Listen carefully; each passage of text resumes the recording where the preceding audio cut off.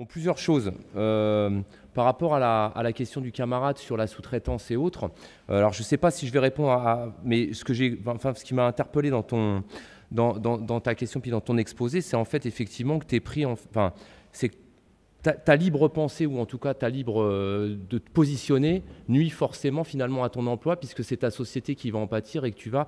Et moi, la seule réponse que je vois, c'est pas une réponse, je vais dire, peut-être qui est satisfaisante, mais en tout cas, j'y vois comme ça. Quand Gérard il parlait des statuts tout à l'heure, les statuts, pour ceux qui ne l'ont pas, malheureusement, on ne se rend pas compte de ce que ça produit. Mais nous, moi qui suis dans une entreprise à statut, ça permet la liberté justement, une certaine liberté de conscience, en tout cas, face à ton travail et face à ce qu'on te demande de faire. Et ça, c'est un truc qu'on ne répète pas assez, parce qu'on parle des avantages des statuts. Un des fondamentaux idéologiques du statut, c'est que quand, par exemple, je te prends un exemple, on a un camarade chez nous, il y a 15 ans, on lui a ordonné d'aller couper une famille en plein hiver pour non-paiement. Déjà à l'époque, les factures commençaient à augmenter. Et ce camarade-là, et moi quand je suis entré dans la boîte en 2000, je me souviens, il y avait énormément de collègues, ils avaient un ordre de travail. Leur ordre de travail patronal, c'était tu vas à telle adresse et tu coupes le courant. Et le statut permet, par exemple, quand on parle de statut et d'attaquer la précarité et notamment la sous-traitance, c'est-à-dire de dire les copains y allaient. Moi, je me rappelle d'un ancien qui m'a dit là, on m'a donné l'ordre, j'y vais pas. Femme, en situation monoparentale, 3 enfants, je coupe pas, point barre. Et ça, c'est le statut qui le permet. Tu fais ça dans un droit privé en sous-traitance, tu es viré, tu es dégagé, ou bien ton employeur va dire t'as nuit à l'image de la société. Alors ça, je ne dis pas que ça n'a pas lieu chez nous, ça se retrouve, mais en tout cas, on peut que lutter, et un des enjeux majeurs, c'est effectivement réinternaliser les métiers là où ils ont été sous-traités, dans des entreprises à statut. Et quand je dis des luttes offensives, c'est que normalement aujourd'hui, tous les précaires, les sous-traitants, quel que soit leur niveau de qualification dans des sociétés sous-traitances, on devrait se battre pour l'élargissement de tous les statuts, d'où un programme offensif d'élargissement de ces statuts-là, parce qu'à partir du moment où on aura, en tout cas, je ne sais pas si ça sera la panacée, mais en tout cas des statuts qui permettront justement à des gens comme toi de pouvoir t'exprimer et te dire dans ce qu'on me demande de faire, c'est pas possible d'un point de vue déontologique, pratique, ce que tu veux, ça te protégera, ça te laissera une latitude, en tout cas, en tant que citoyen, et c'est surtout important, c'est ce que je disais tout à l'heure, la démocratie en entreprise, c'est de faire vivre le fait qu'on n'est pas des machines, que moi je suis dans une entreprise ou quand toi tu es dans ta profession, c'est pas tu laisses ton cerveau dehors et tu viens juste avec ta force de travail et t'exécutes comme une bête ce qu'on te demande de faire, c'est que tu es un citoyen au travail et donc tu as le droit à la liberté de conscience et ta liberté de dire ça je fais et ça je fais pas. Donc ça, la réponse à mon avis, c'est effectivement une offensive justement revendicative de l'outil, de la CGT au service du développement des statuts et donc qui te permettent cette liberté-là dans le cadre de ton travail. Ça c'est une réponse. Alors après, à la volée, la copine étudiante, voilà, nous, on en a beaucoup des apprentis chez nous. Et les apprentis aujourd'hui, ils s'en servent. Alors c'est pas original, mais nous dans les industries électriques et gazières, ils travaillent. C'est des travailleurs en fait. Ils produisent. Et ils sont même, j'allais dire, la formation passe d'ailleurs après. C'est-à-dire que on leur met on dit un tuteur, mais en fait le gars a déjà sa charge de travail ou la copine a déjà sa charge de travail. On lui met un apprenti à côté et l'apprenti en fait il est inclus dans nos plannings de production. Donc de toute façon, moi j'ai une réponse claire, c'est que d'une part on devrait œuvrer à la CGT pour de véritables, si jamais on les met avec l'entreprise, de véritables formations. Et donc, par là, je rejoins exactement ce que je te disais. Il faut un statut protecteur pour les apprentis qui leur permette d'une part de réellement se former, c'est-à-dire pas d'être productif, c'est pas ce qu'on doit demander à un apprenti. Un apprenti doit éventuellement apprendre le métier, on doit lui montrer, et ça veut dire y compris que le formateur ou la formatrice, on doit la dégager, j'allais dire, des objectifs de production et lui dire, tu es là pour lui apprendre et lui montrer le métier. Et donc, il faut forcément, à un moment, un statut protecteur, proposé notamment par la CGT pour les apprentis, éventuellement effectivement une branche pour les syndiqués ou les rattacher aux entreprises dans lesquelles ils vont œuvrer, et puis effectivement se battre pour qu'effectivement ils aient un vrai statut d'apprenti et non pas un statut de travailleur précaire, parce que c'est exactement ça, ils sont sur les mêmes rythmes de travail que nous et payés 10 fois ou 15 fois moins. Donc voilà un petit peu moi sur l'apprentissage. Sur l'actionnariat salarié, la copine a posé la question, nous c'est ce qui s'est passé aussi quand ils ont privatisé, c'est-à-dire que la première première chose pour faire avaler la pilule, ils ont proposé des actions gratuites. T'en as pas, toi, hein, des actions gratuites aux agents. Donc il y a un certain nombre d'agents qui les ont carrément refusées.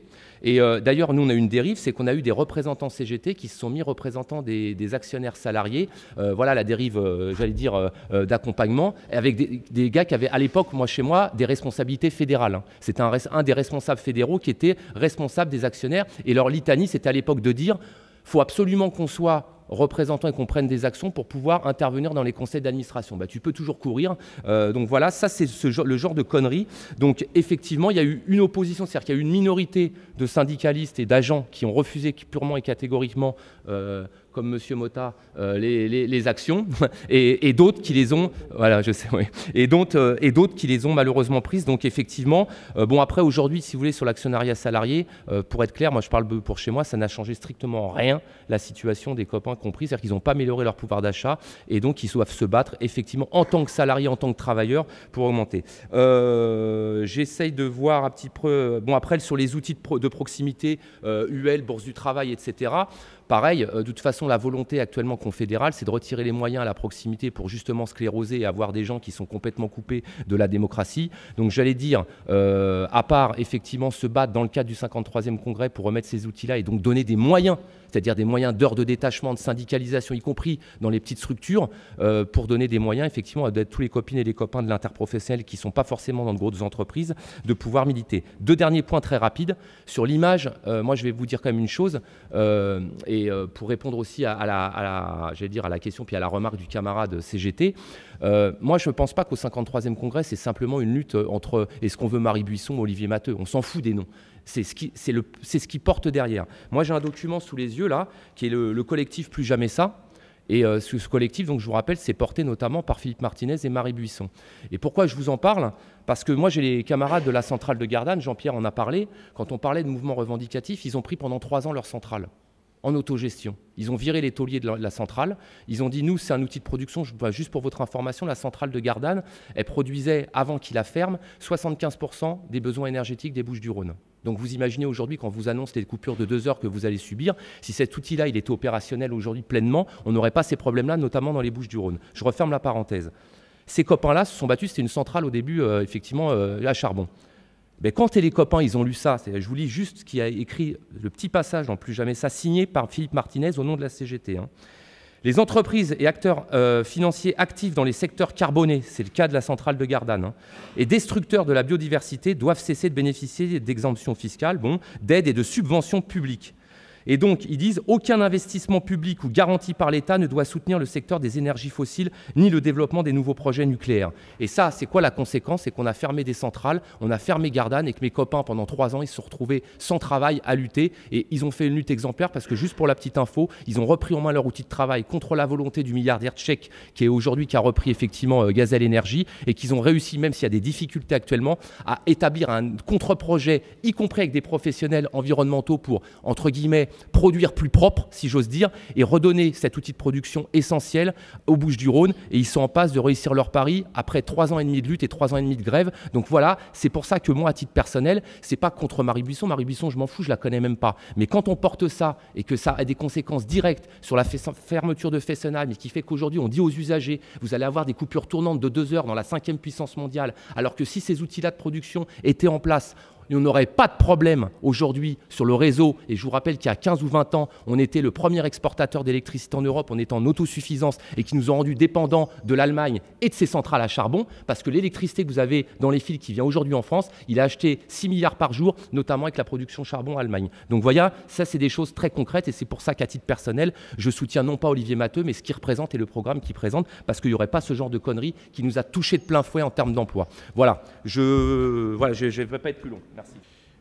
Si vous vous posez, ou si nous nous posons ces questions, c'est quand même qu'il y a un problème, non? Il y a un problème. Une organisation qui pense devrait, en quelque sorte, produire les réponses aux questions que vous venez de poser. Mais si vous les posez, c'est que cette organisation ne pense peut-être pas suffisamment. Moi, l'impression que j'ai aujourd'hui, si je puis me permettre une observation peut-être un peu péjorative, mais pour moi, la CGT, c'est un peu un corps sans tête. Voilà. C'est un corps et vous êtes une partie de ce corps. Je rencontre régulièrement dans différents endroits, dans des débats, le corps de la CGT qui est vivifiant très souvent, qui a des choses à dire, qui fait des choses. On a un peu l'impression que ce corps, le corps est irrigué, mais que cette irrigation, elle s'est arrêtée au niveau de la tête. Et moi, ce qui me semble important, c'est de recommencer dans la CGT à penser. Voilà. Et donc à débattre. Je vois mal comment on peut penser sans débattre et comment on peut formaliser une pensée sans avoir des débats. Et avoir des débats, ça ne veut pas forcément dire désigner à la vindicte les uns ou les autres, ça ne veut pas forcément dire s'entre-déchirer, ça veut dire assumer l'idée que l'on fait un bilan. Ça, c'est quelque chose à quoi, comme le disait Jean-Pierre, je suis entièrement d'accord avec lui là-dessus, ça me semble être un passage obligé. Alors les bilans, c'est parfois douloureux, c'est même spécialement douloureux quand on fait un bilan qui commence 30 ans en avant. Bon, mais voilà, il faut l'assumer. Alors quand je dis penser, ça veut dire beaucoup de choses. Ça veut dire penser le monde. Penser le monde. Pourquoi je dis ça? Parce que ça veut dire... Tout à l'heure, quelqu'un parlait du délitement de la conscience de classe. Mais il est là aussi, le délitement de la conscience de classe. Parce qu'elle se construit, la conscience de classe. Hein, moi, je veux bien qu'elle vienne comme une espèce de génération spontanée, mais j'ai quand même quelques doutes là-dessus. Elle se construit, elle se nourrit, elle s'attise, elle se démontre aussi par l'action. Mais en tous les cas, elle commence par être pensée. Et si on n'a pas la capacité à conceptualiser un certain nombre de choses, à penser la société, à faire de la politique, donc, je ne vois pas comment on peut appeler ça autrement, on déconstruit la conscience de classe. Pourquoi? Parce qu'on s'inscrit dans le monde tel qu'il est, comme j'essayais un petit peu de le faire comprendre tout à l'heure. Mais penser le monde, ça veut dire aussi être capable de tracer ce fil rouge de la domination subie par les uns et par les autres, parce que cette fameuse convergence des luttes que quelqu'un évoquait, elle est agitée comme un talisman, mais c'est un peu le désert des Tartares. On attend qu'elle arrive jamais, mais on en parle. Mais pour qu'elle arrive, il faut tracer un fil rouge, faire la démonstration et penser comment on peut démontrer au monde du travail, quelles que soient les conditions qui sont les siennes, quelle que soit l'atomisation de la condition salariale, qui par ailleurs, on n'a jamais vraiment eu d'époque, peut-être les 30 Glorieuses, mais en dehors de ça, on n'a jamais vraiment eu d'époque d'homogénéité du monde du travail. Il y a toujours une très grande diversité. Les canuts qui travaillent chez eux, c'est bien compliqué de former une conscience de classe, peut-être encore davantage que si vous étiez réunis dans un site qui s'appelle une usine et que vous pouvez discuter. Mais on y arrive quand même, parce qu'on a pensé, parce qu'on a produit la pensée d'un monde, et parce qu'on a produit aussi un corpus revendicatif qui entre en résonance. Penser, ça veut dire ça aussi, conceptualiser un corpus revendicatif. C'est ça aussi qui est important. On ne réfléchit pas sur... Il y a tout un tas de sujets sur lesquels on ne réfléchit pas. Est-ce que le lien de subordination n'est pas une question à remettre en cause? Est-ce qu'il est toujours aussi valable? Est-ce que le Code du travail nous protège toujours autant? Est-ce qu'il n'est pas devenu un code fonctionnel pour adapter le monde du travail aux enjeux du capitalisme? Et dans ce cadre-là, est-ce que l'échange autour duquel il a été construit, c'est-à-dire lien de subordination, contre-protection, est-ce qu'il est toujours aussi valable? Ou s'il ne l'est plus, il faut peut-être penser autre chose, et autrement, et se réapproprier, comme le disent certains syndicalistes, l'outil de travail. Il faut peut-être en sortir de ce lien de subordination. Mais il faut le penser, tout ça. Et si on ne pense pas, on ne comprend pas non plus des mouvements populaires. Tout à l'heure, on parlait des Gilets jaunes, enfin, c'est pas moi qui en parlais, mais cette phrase que j'ai entendue un jour, en ouvrant ma radio, la veille, nous ne manifesterons pas avec les Gilets jaunes parce que c'est des manifestations de patrons et d'extrême droite. Excusez-moi, j'habite dans le Nord. Hein, depuis plusieurs semaines, je voyais quoi autour de chez moi? Des voitures garées avec des tas de gilets jaunes derrière le pare-brise. Il n'y a pas besoin de s'appeler Karl Marx pour comprendre qu'il y a peut-être quelque chose qui est en train de se passer, qui nécessite qu'on réfléchisse et qu'on trouve les moyens de connecter ce que l'on est en tant que syndicaliste, c'est-à-dire en tant qu'organisation pérenne qui se survit à elle-même et qui, en ce sens, est une institution au sens sociologique du terme et qui est irremplaçable pour connecter tout cela avec des révoltes populaires qui, elles, ne sont que ponctuelles et dont on voit bien qu'elles se délitent et qu'elles n'arrivent jamais à se relancer. Et donc là, on a un caractère imminent de l'organisation syndicale, mais à condition, encore une fois, d'être capable de produire un discours qui va avec, un discours qui entre en résonance. Parce qu'encore une fois, tout à l'heure, Jean-Pierre disait, le syndicalisme aujourd'hui, c'est celui des intégrés, des gens intégrés à la société, et que par conséquent, étant vu comme tel, d'autres le rejettent. Mais, et là, je mettrais peut-être un bémol en ce sens que, quand on regarde l'histoire, ceux qui ont construit le syndicalisme et qui se sont engagés dans l'action syndicale, c'était très souvent les plus intégrés. Les patrons le disaient souvent. Quand vous lisez des rapports de police sur les grèves, ce que j'ai lu par centaines de pages, ah bah oui, c'est les meilleurs ouvriers, hein, c'est les ouvriers qualifiés, c'est les bons, quoi. Voilà. Sauf que tous ces gens-là étaient tout à fait conscients de leurs responsabilités et s'étaient montrés en capacité de produire un discours qui, même s'il ne permettait pas forcément de faire adhérer un certain nombre de travailleurs, permettait tout de même d'entrer en résonance avec eux et de les engager derrière eux lorsque c'était nécessaire pour produire du mouvement social et produire de la lutte de classe. Mais à condition, là encore, de se penser aussi soi-même. Parce que penser, ça veut dire aussi penser l'organisation. Quelqu'un parlait des bourses du travail, tout ce maillage-là. Les bourses du travail ont été un des bouillons de culture de cette contre-société, la seule, au dire de beaucoup, la seule proposition de contre-société alternative à la République bourgeoise. Elle s'est construite au sein de ces bourses du travail et par ricochet au sein de la CGT. Ce maillage, il faut le garder. Il est évident qu'il ne faut certainement pas privilégier d'autres échelons plus institutionnels comme le sont, comme l'est l'échelon régional par exemple. Bon, il faut penser le syndicalisme, quel type de syndicalisme, d'industrie, d'entreprise, qu'est-ce qu'on veut faire? Il faut le penser, ça aussi. Il faut penser l'organisation. Quelqu'un parlait au nom du CELA. Bon, alors à titre personnel, c'est une parenthèse, je suis favorable à leur existence. Je la soutiens. Je l'ai dit même publiquement à Montpellier devant Philippe Martinez que ça a fortement agacé. Mais je le répète, je le soutiens. Voilà. Moi, ma conception n'est pas celle qui consisterait à dire on va s'appuyer sur l'UNEF, relancer l'UNEF dans l'état où elle est. Je suis désolé, il faut peut-être penser un peu à autre chose. Voilà.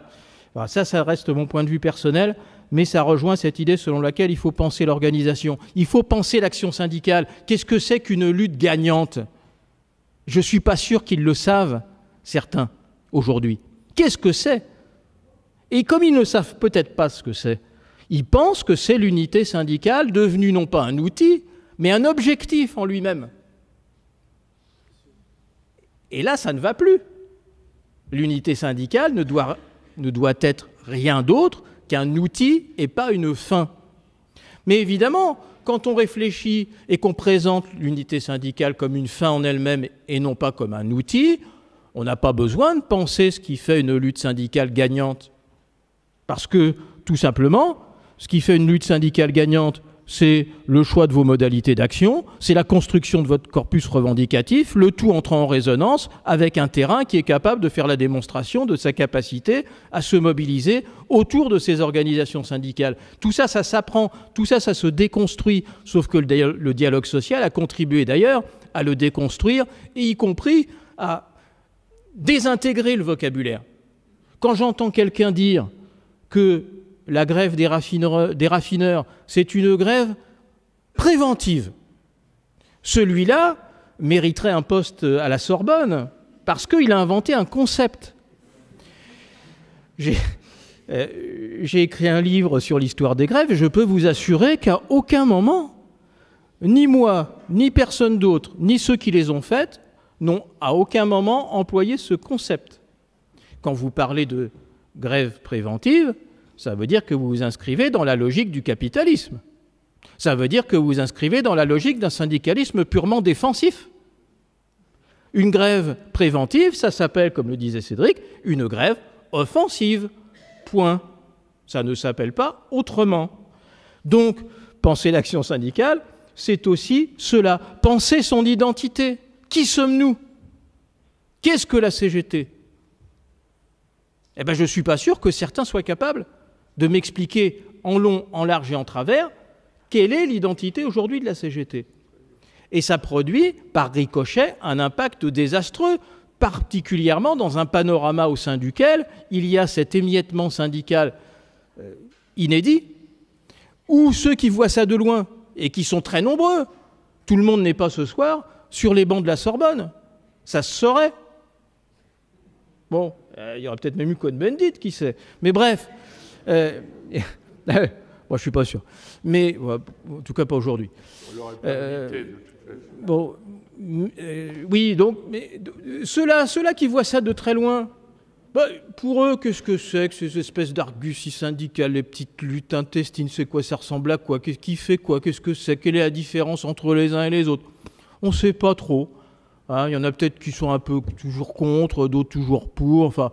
Bon, mais à part ça, on ne sait pas grand-chose. Et quand vous regardez, quand vous décortiquez un peu certaines études d'opinion un peu moins lapidaires que certaines autres sur la perception du syndicalisme par le monde du travail aujourd'hui, c'est ça qui ressort. Donc qu'est-ce que vous faites? Bon, bah, vous restez dans le panorama qui est celui d'aujourd'hui. C'est-à-dire que vous allez peut-être même, d'où la perte aussi de sa première place par la CGT vis-à-vis des élections, bah, vous allez peut-être voter finalement pour la CFDT, quoi. Après tout. Vous voyez? Bah, pourquoi? Bah, parce que la CGT n'a pas non plus été capable de présenter l'identité originale qui est ou qui devrait être la sienne, sauf bien sûr lorsque localement, évidemment les exemples sont nombreux, certains syndicalistes sont capables de le faire. Bon, mais il y a aussi une résonance qui va au-delà du simple échelon de l'entreprise ou même du territoire. Donc voilà, moi je pense que c'est vraiment ces pensées qui, pour moi, est le mot d'ordre du prochain congrès de la CGT. Bon, il y a déjà beaucoup de choses qui ont été dites, mais revenir quand même sur une question qui a été posée de manière plus ou moins diffuse, sous forme d'intervention dans la salle, sur, évidemment, la lutte, ça se fait avec des gens concrets. Hein. C'est les salariés, je dirais, qu'on a sous la main. Tout ça... Enfin, bon, j'ai un peu d'expérience dans ce domaine-là quand même, j'en ai organisé pas mal. Ça ne se fait pas ni à coup de sifflet, ni à coup de déclaration. Hein. C'est un travail de longue haleine et dans des conditions données où il est possible d'avancer, il faut y aller. Voilà, bon, je dirais ça comme ça. Mais je prends la situation présente. Hier, Madame Borne annonce ce que tout le monde attendait quand même. Enfin, il ne fallait pas avoir fait des études de marxisme à la Sorbonne pendant 25 ans pour savoir ce qu'elle allait annoncer. Hein. Ou même à Sciences Po ou ailleurs. Elle finit ça à 5h15 ou 6h15. À 7h15, Berger, entouré de tous les camarades des organisations confédérées, annonce le 19 janvier, etc. Enfin, franchement, ça ne vous pose pas un problème, quoi. Moi, ça me pose un problème. Parce que bon, le fait que Berger, etc., mais ça a déjà été dit. Mais ça fait des mois et des mois qu'on sait quel est le projet en matière de retraite. Et dans la même période, il y a une montée des luttes, comme on n'en a pas vu depuis longtemps, sur la question des salaires. Est-ce qu'il n'était pas de la responsabilité de la Confédération d'afficher l'idée salaire-retraite, même combat? Parce qu'en fait, c'est le même combat. C'est le combat pour le prix de la force de travail.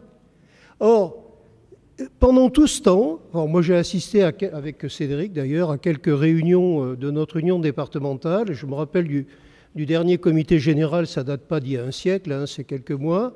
Il y avait une grande affiche à la tribune pour un autre partage des richesses. Alors je ne sais pas si ça aide beaucoup les salariés à comprendre ce qui est en jeu, quoi. Voilà, donc les responsabilités de l'orientation que donnent les dirigeants, l'orientation qu'ils donnent à l'organisation, bah, ça pèse dans la capacité pour les organisations et les syndicats à mobiliser les salariés. Ça ne veut pas dire que c'est facile. Ça ne veut pas dire qu'ils sont comme nous. Hein, ils regardent à la fin du mois ce qui leur reste, leurs difficultés, leurs problèmes, leurs promotions, leurs primes. Enfin, tous ceux qui ont mis un peu les doigts dans le syndicalisme, je dirais autrement qu'en écrivant des revues, ils savent que C'est compliqué, hein, ça ne se fait pas spontanément. Mais ça ne se fait pas spontanément, ça ne veut pas dire que ça ne doit pas se réfléchir, que ça ne doit pas s'organiser. Et moi, je suis navré, mais la Confédération, elle a failli sur la question de la lutte des salaires et des retraites. Voilà. Moi, je le dis comme je le pense, et je pense qu'on est en position de faiblesse par rapport à la bataille sur les salaires, la bataille sur les retraites à cause de ça. J'ajouterai une chose à ce que vient de dire Michel, c'est qu'on connaissait la position du gouvernement sur les retraites, mais on connaît aussi la position de la CFDT sur les retraites. Et il me semble quand même qu'on n'est pas tout à fait branché de la même manière avec la CFDT sur ce point. Et donc, déjà d'emblée, on entretient une confusion qui ne participe pas, évidemment, à la mobilisation. Alors, moi, je vais dire deux choses. La première, revenir sur le Congrès. Le Congrès de la CGT, c'est bien évident, c'est pas une révolution de palais qu'on vise. C'est pas une révolution de palais.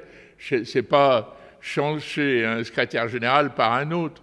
Le problème qui est posé, on l'a vu ce soir d'une façon très claire, c'est changer d'orientation.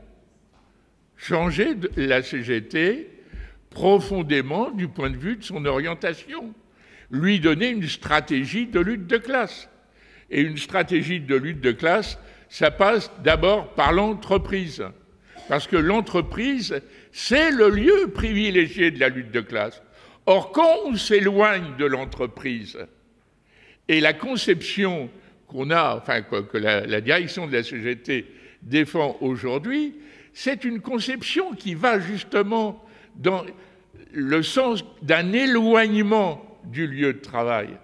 Et si on avait le temps, je pourrais vous parler des différentes structures que l'on cherche à mettre en place et qui participent justement à ce qui a été dit tout à l'heure par rapport aux bourses du travail et aux unions locales, à un éloignement du lieu de travail.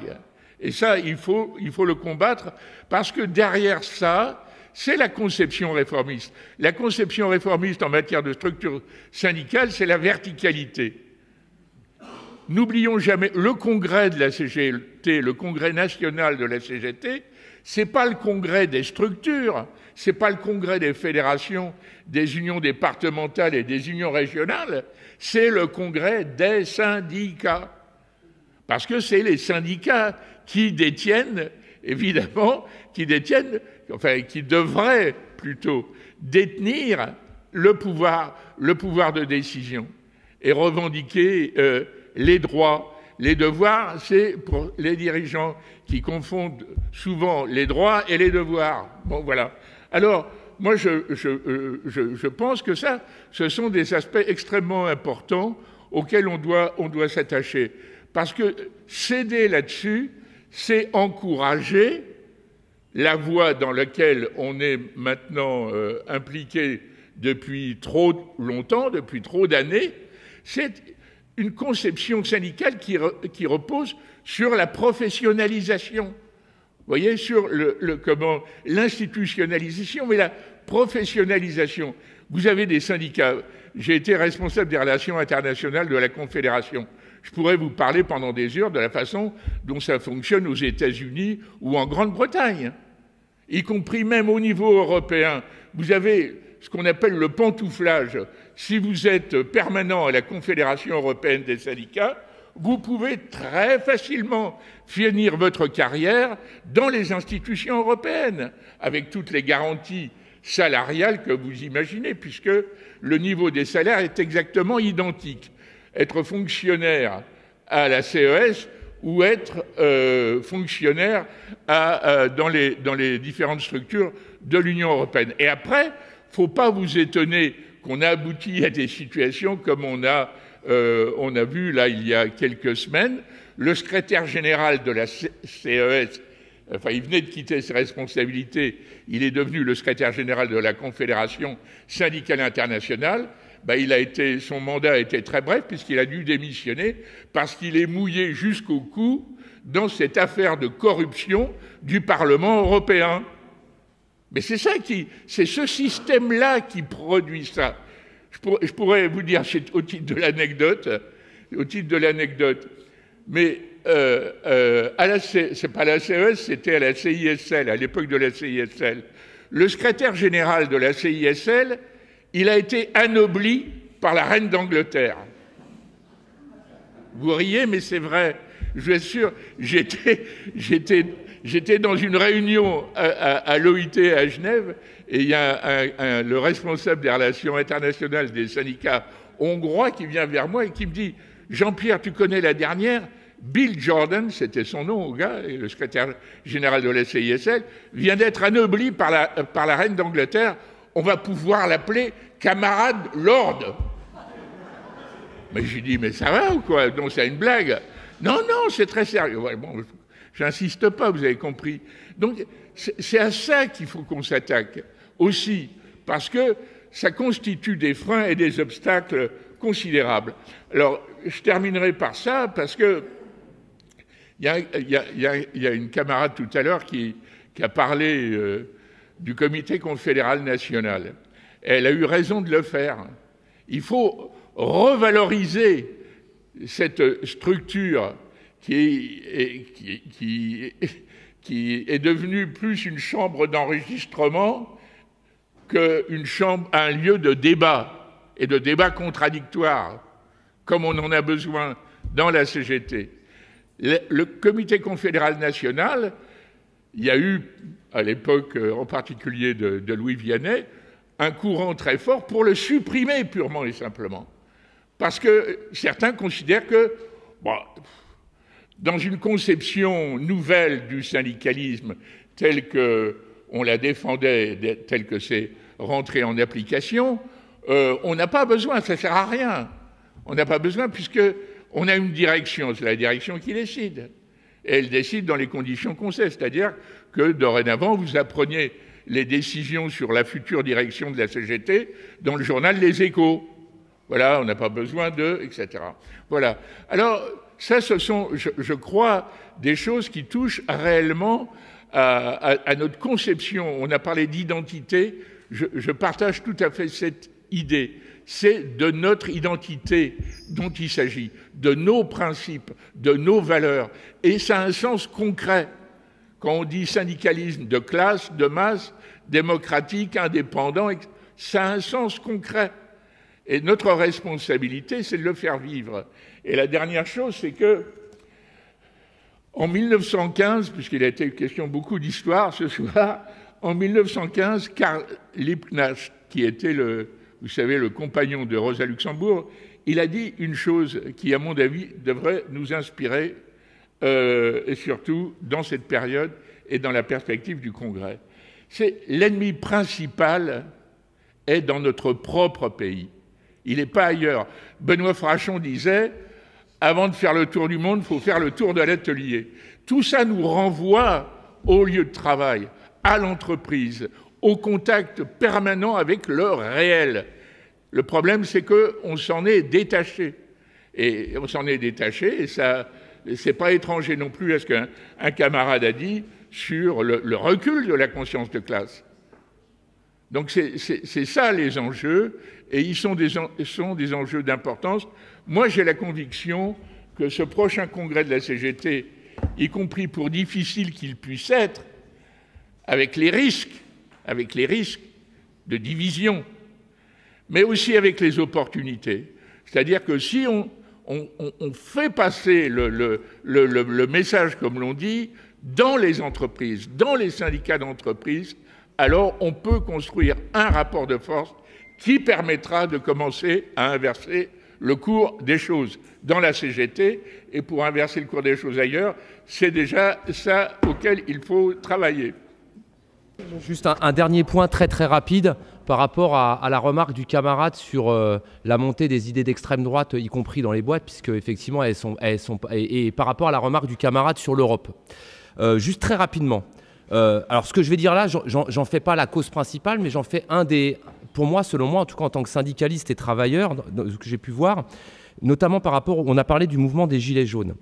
Stéphane en a parlé, je crois que Jean-Pierre en a parlé.